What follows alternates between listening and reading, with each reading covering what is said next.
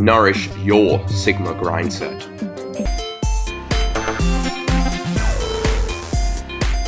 At the Pre-Engineer Society, we are on a mission to empower aspiring engineers and other related professions.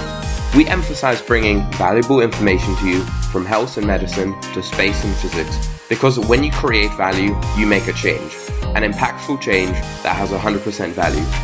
Pre-Engineer Society, nourish your Sigma grind set. Without further ado, let us present the Pre-Engineers podcast.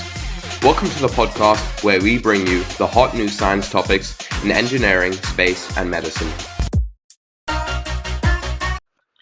I'm William Weller, Pre-Engineers President, and you're listening to the Pre-Engineers podcast. And this is a weekly briefing for the week ending January 15th. So, in this podcast, we're going to be talking about artificial consciousness. But before we do that, as it is tradition, we're going to begin off with a pre-engineer's Sigma fact. So, Thomas, what is your pre-engineer's Sigma fact? My Sigma fact is that champignons are tasty. Okay, very Informative. Fungus. Okay, anyway, no, What? Fun. You're a fun guy. Funny, okay. Okay, now, Aljaz, what's your Sigma fact? I'm not an alpha, I'm a sigma. Okay, and Victor, what's your Sigma fact? My Sigma fact is too much a Sigma fact to be called a Sigma fact. So he's like very interesting. So well, now let's get into the meat of the podcast. So what is artificial consciousness? How would you define artificial consciousness? I guess in my interpretation of artificial consciousness, I see it as a way to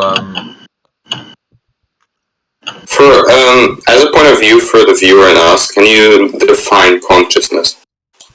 Consciousness. Well, it's a state of mind where one is aware and responsive to one's surroundings, and it's pretty much knowing what's going around you and the world.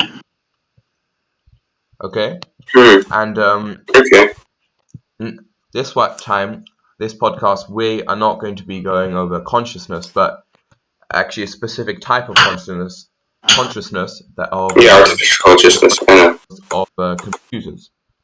Mm-hmm. So well, the aim of the theory of artificial consciousness is to define what that which would have to be synthesized were consciousness to be found in an engineering artifact. And so I'm going to ask this to you guys, but do you think that machines can ever become conscious? Will that ever become a possibility? I mean, depending on the definition of consciousness, because the consciousness means just being aware of your just being aware. Then I mean, kind of, but then again, what does being aware mean? Because depending on the machine, then yeah, you're not going to find a toaster becoming aware or conscious. But let's say we're not looking at household items. We're looking at the most advanced, the state-of-the-art technologies. Will they ever become conscious? If you think about it, you guys know the Boston Dynamics robot dog, right? Yeah. Mm-hmm. Yeah, in a certain way, you could call it conscious because it is fully aware of its surroundings. It interacts with its surroundings, and should you modify it to be able to record stuff, it technically has a memory. Does that make it conscious though? Well, I would say the for the aspects of consciousness is awareness. That's the first thing it passes. Then there's memory. I guess it also passes a memory test. Learning, is it able to learn? Yeah, I guess. Yes, because it's able to adapt to its surroundings in a certain way. But I guess that's programmed to do it. And an anticipation. Can it? Hmm. Anticipate? Well, he definitely anticipates, otherwise he wouldn't be able to. Yeah, it's able to realize whenever there's a wall in front of it, that has to move out of the way to continue moving Yeah. forward. And then a subjective experience. Could it fall? Does it have feelings? Maybe Yeah, but one part of the feelings doesn't consciousness have is emotions. Don't have to do with consciousness. Feelings and emotions really? don't have to do with anything to do with consciousness. But Do they? now, but if it does become, let's now I guess we have defined that the Boston Dynamics robot is to some extent conscious. Do you think it could become conscious to like the level that human beings have achieved? Could it be because the thing about human beings is they're very random and they're really hard to predict, and so do you think they could go beyond the program that programmers have designed for them? Would that be possible?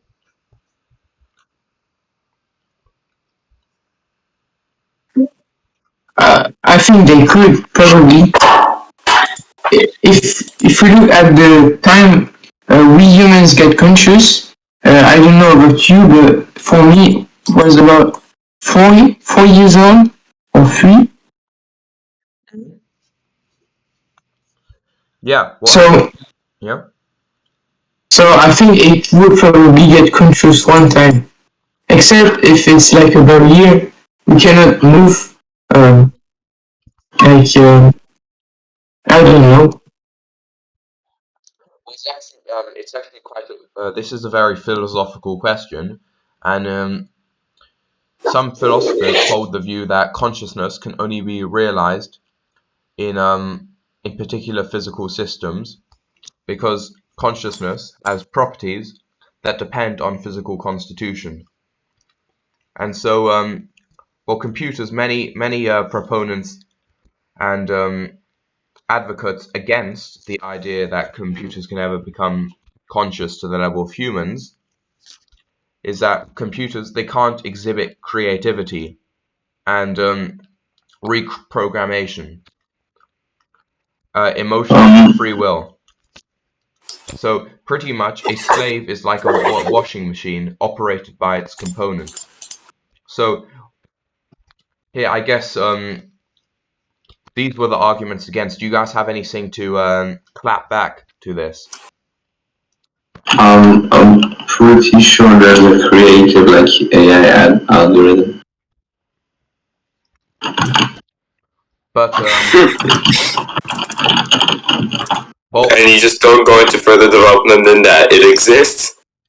Enough is enough. Yeah. okay. So explain what do you know about this creative algorithm Uh, to detect well, first of all, conscious? uh, I don't know much, Hmm. but like it's very random. So I guess you couldn't really call it creativity, but like it's random, but technically applies to creativity. Okay, from what I'm seeing then, that might be creative, but that's pretty much just a random number generator. And so I think creativity plus logical thinking, that's what would I think that's what would qualify a artificial consciousness. Because of course, being able to walk across a bridge in multiple different ways, just completely randomly, just I guess because I've seen some machine learning algorithms where the AI begins just making errors that no human, the most silly errors that no human, even on the lower end, would make. And so I think, do you guys agree with me? I I think think creativity plus actual thinking, proper. I think what you're trying.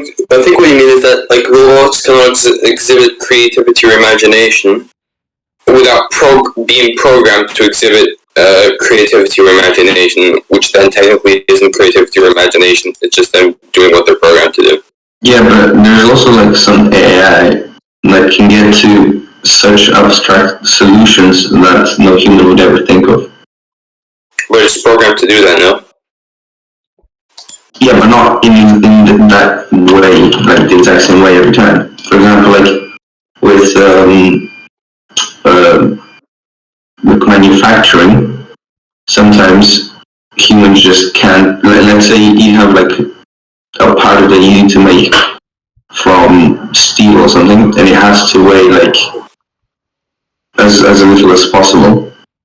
And humans can only get it to such level, and then there's some AI algorithms that get such abstract solutions that like it actually works, and it's better than what humans can think of. Well, I do I guess I see both of the arguments, but Yeah, but on what level is that creativity? I'm not saying that's creativity. I'm just saying that they have technically an imagination because they can come up with their own solutions.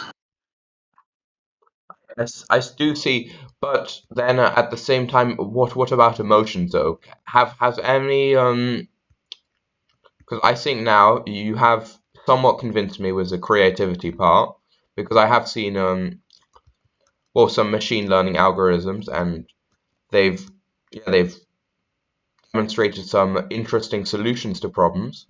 Now those cases are actually like really quite rare, but they still exist, and there's been numerous case studies about them. But what about emotions? Do you think that robots could, or artificial intelligence could ever feel emotions? Is that something possible for machines? I mean, emotions are a really like animal thing. It, it's a really like animalistic thing, and there's also like it's something quite impossible to program because it's something hard to describe. So I don't think there's such thing as long as humans don't understand what emotion is. It's impossible for there to be a computer that can actually have properly recreated emotions. Well, I think Well, it can it can be programmed to react to a certain thing. Yeah. Like of course, there's those like little like toy robots that like if you hit them, they cry, or Yeah, if you I don't know give it food, not it actual emotions smiles. though. Like yeah, that's it's not not actually emotions though. emotion. Yeah, yeah. Those are just it's a programmed emotion to and so and yeah, also but to be fair, we're also technically programmed with emotion.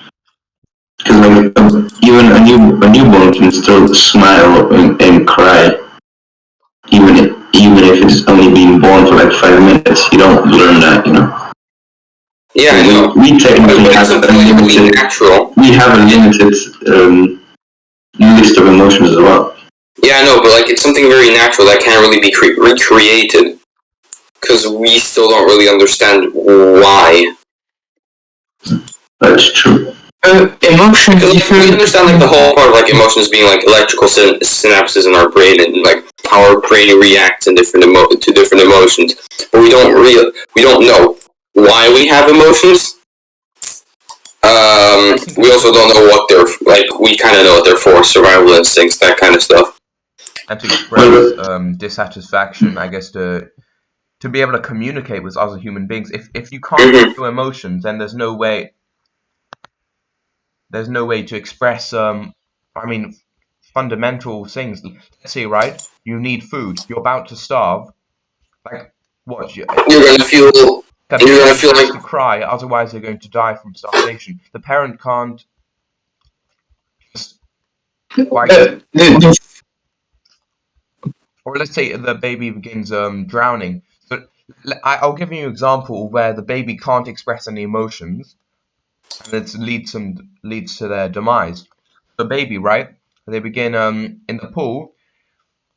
The baby begins drowning, but the baby can't scream, and so the parents they just But screaming is not an emotion. no, and that's why the reason why the baby drowns is because they're not able to express their emotions. They're not able to express that they're drowning. Well, let's say yeah. Do you guys get what I mean? So it's just I'm trying to explain why emotions are so important. Also, the thing is about human emotion is that it differs from other people, and you cannot predict them 100%. Whereas if it's programmed, you can predict them at 100% accuracy rate. So that's no more emotion. That's just a code. I do. The thing is, though, I think some computers they actually have got randomizers built into them, and so I what was I trying to? Anyway, yeah, I do understand where you're going at, Victor, but yeah. So I actually I'm going to ask you now a couple questions. So, can a machine have a mind, mental state, and consciousness in the same way that a human being can? I think, and can it feel how things are? Let's just. Well, define machine. Because hypothetically, in the future, you can have a brain surgery to where you don't have a body anymore. Aren't we all machines? We're technically biological machines. Do you guys think we're all machines? Would that be we could be Define machine. a machine? I think it's a system of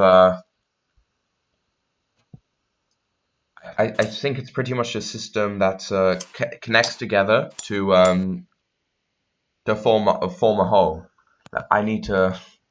I'm going to find it on the Then, if that's the definition, then yeah, we are a machine. Wait, no. It's an apparatus using mechanical work power and has several parts, each with a definite function, together performing a particular task.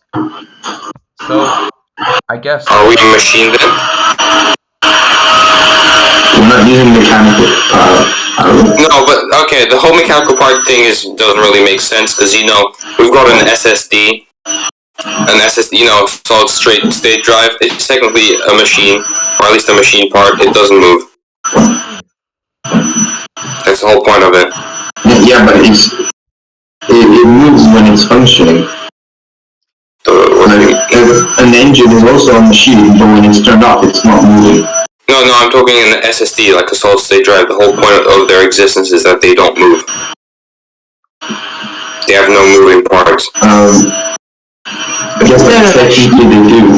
Transistors. I think there's moving parts in every single. If we go down to the atomic level, right? Yeah, exactly. But for example, is a CPU a machine? I think. Yeah, the CPU also doesn't have any moving parts. Well, technically a fan, but it's not really part of the CPU. But you don't actually need a fan for the CPU to work. Yeah. But the fan works because the CPU will work for like 5 seconds and then it'll burn out. Okay. It works turn it on and have it function for like a minimum amount of like for at least an instant. Okay, and then let's say if a particular machine was conscious, what do you think there would be like to counter this ethical issue? What would happen if we discovered that machines were conscious? What would and I guess this is a bit of up to your imagination, but how do you think humans would react, and what legislation would they implement, or would there be anything? Would they just allow the conscious computers to suffer, or Yes. do you think that's what? I'm sure there would be a lot of activists, and they would fight for the consciousness of the machines, and I think also there would be a legal definition that would be developed for consciousness. Although at the moment, artificial consciousness is I mean, this is all a very theoretical subject, and so the ethics of this all have not been discussed or developed to great extent. But it's often been a theme in fiction, and so I guess I was thinking, would you guys be interested in trying to create a? I don't know. I was anyway. So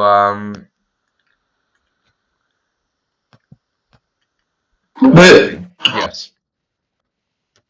the world would be a disaster if machine would have emotion and feelings How do you know that though? consciousness. Hmm? How do you know that? Because of the Terminator. A simple way I don't know. to They would stop be that from better happening, than you us just at make the everything. machine not able to do anything. Or yeah, or make like the machine like program the machine to, you know, not do anything in case it yeah. Delete the code. You will feel useless. I don't know. The machine will be better than you at everything. I guess so. But how would you? I'm gonna ask this. What? How would you feel if you were like conscious inside a machine? Just you're performing calculations every day, but you can't escape. You have no free will. You're pretty much ordered to complete calculations for just another. What? Let's say just you're forced to complete calculations, and even though you're like the smartest person in the world, you know, because let's say the smartest human in the world. How would you feel being trapped inside a machine? Being incredibly smart.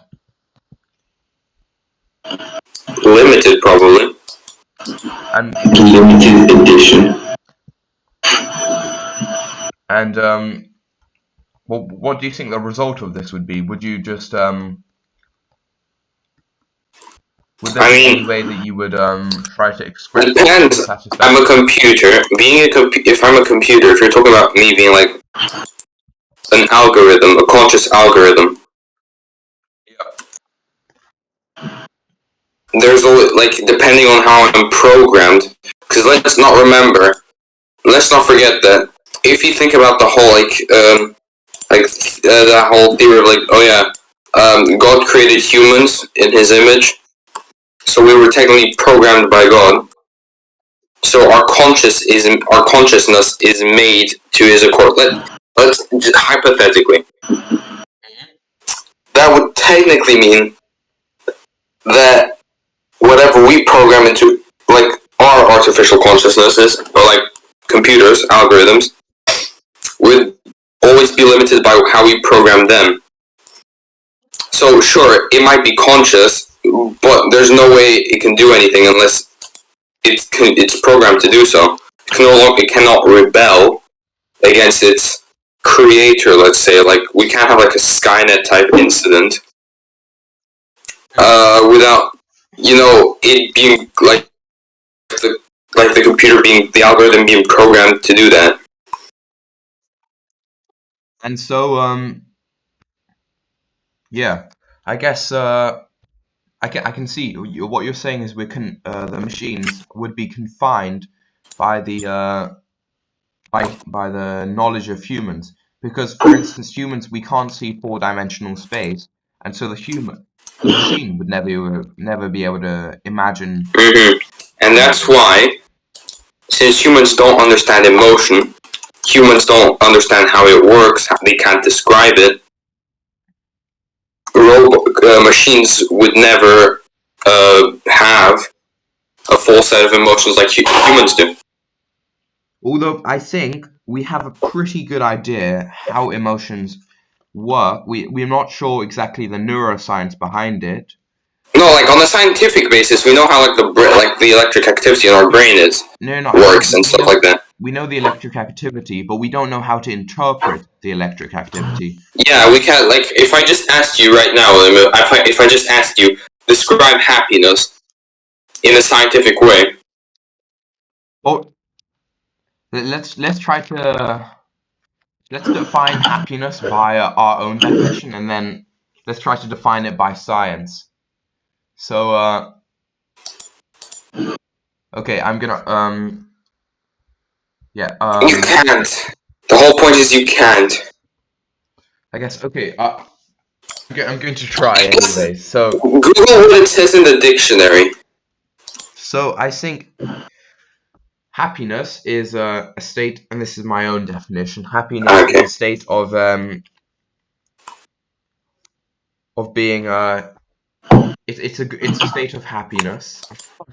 Oh my god, why did I say You can only define happiness by using adjectives based on happiness. yeah. So No, it's not a definition. okay, anyway, I've given up. Maybe I'm trying to do it on the fly, but it's okay. So You can't. Exactly my point. yeah. Okay. Well, Thomas, you have yeah, good point. Okay. Well, now what would happen if humans just became hostile consciousness? And I'll give you guys an example of the frog. So the frog may be able to has this fight response, but the thing about the frog is that although life is very scary for the frog, there's predators trying to kill them all the time. They're constantly on the chase for food. It's a very hard, tough life for them. But the thing about the frog is that they're eternally happy. If you guys have ever read about it, it's although the frog may be in a constant danger, because it's got very low level and it's got very low psychological needs. It doesn't need much to be satisfied. It's and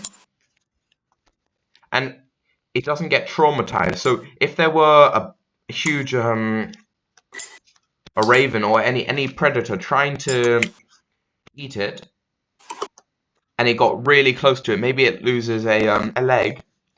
The frog, the only thing that would disturb the frog would be the loss of the leg, but it wouldn't have been traumatized in any way or scared by the just maybe briefly, but after that they'll continue being happy. And so I think having a certain level. Damn.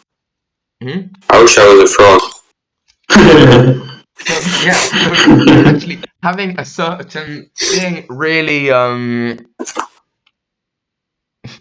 being just having a small brain can actually bring a lot of happiness. You might not think it. You're like, oh, but the frog has no free will. It has to well, no. Let's say you put the frog in the cage even.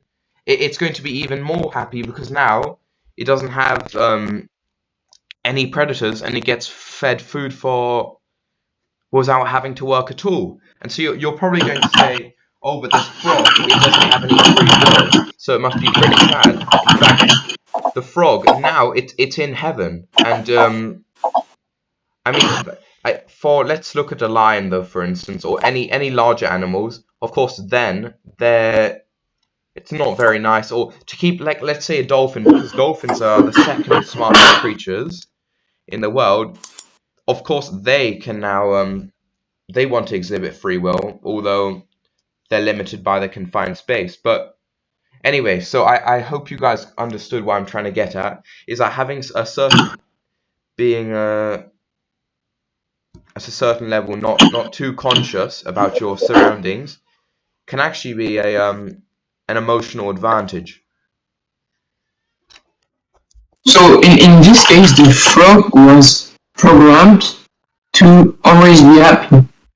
So being happy was programmed. Yeah, and can you guys tell me, why do you think that humans haven't been programmed to be eternally happy? Why do humans have moments of, well, sadness every so often? What's a reason for it? Survival, I guess. Survival. Yeah. But let's say, right, you don't because I think there was this Maslow's hierarchy of or hierarchy of needs for humans, and I mean, the hierarchy of needs for humans is very complex, and I understand it must be something to do with having a large brain and relative to our body, but it's most animals, so most of the at least intelligent animals, they have on the lowest level, they need to fulfill their physiological needs, such as food and water. So this is a frog, and then it's happy. Then and there's safety needs, so personal security, and this is, by this point, this is already But because we So I'm getting back to my question though. Why do you think humans need so much to actually be happy? Why is it so? because for me, humans have no natural defenses like crows and feathers or anything like that, and they have to create tools and strategies. For example, they have to be scared of the lion so that they never